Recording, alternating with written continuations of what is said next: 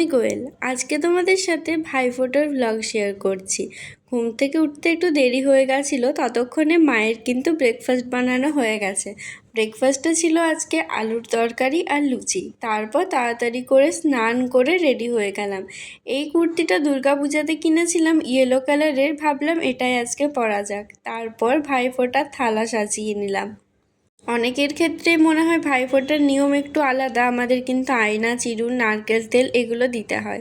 তারপর এখানে যে থালাতে, এখানে প্লেটে মিষ্টি সাজিয়ে নিলাম। এরপর ভাইকে ফোঁটা দিলাম। তোমরা দেখে বুঝতেই পারছো আমার ভাইয়ের শরীরটা এবছর কতটা খারাপ। ঠাকুরের কাছে প্রে করো যাতে তাড়াতাড়ি আবার সুস্থ হয়ে যায়।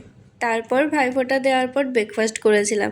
খেয়েছিলাম লুচি, আলুর তরকারি আর সেই সাথে দুটো মিষ্টি নিয়েছিলাম। তবে দুটো মিষ্টি নিলেও শুধুমাত্র সন্দেশটাই খেতে পেরেছিলাম। এরপর ভাইয়ের জন্য বেদানার রস করে দিলাম। আজকে দুপুরে মাটন করার ছিল, তো সেজন্য মাকে পেঁয়াজ রসুনগুলো ছাড়িয়ে দিলাম। তারপর আরেকটা যে মিষ্টিটা ছিল খেতে পারিনি, সেটা খেয়ে নিলাম। এখানে মায়ের মাটন করা চলছে। আজকের মতো ভ্লগটা এতটাই। দেখা হচ্ছে অন্য কোনো মিনি ভ্লগে।